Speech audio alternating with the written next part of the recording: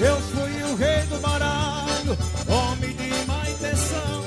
Jogar carta e beber cana era minha inclinação. Quando eu sentava no jogo, sentava de prevenção. No cinto um revólver speed, muita bala e um facão.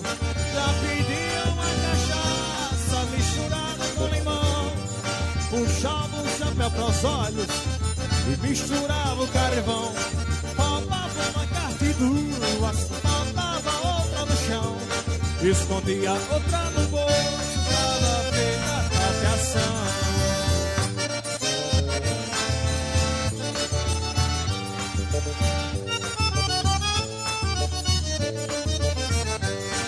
O parceiro outro que via já me chamava atenção. De brabo virava a mesa, me chamavam de ladrão. Outro mais perto gritava, terminei com a discussão. Segui o jogo de novo, vergonha não tinha não. Quando amanhecia o dia, não me restava tostão.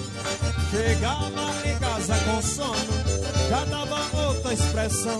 A mulher pedindo roupa, os filhos pedindo pão. E eu não tinha pra dar, que maldita profissão.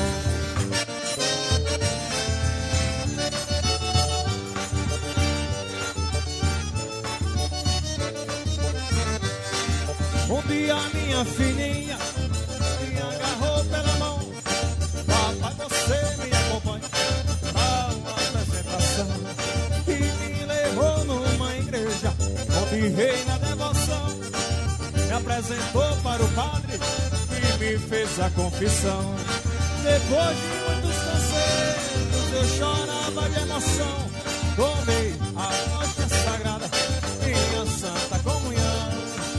Daquele dia pra cá, tenho Deus no coração e nunca mais joguei para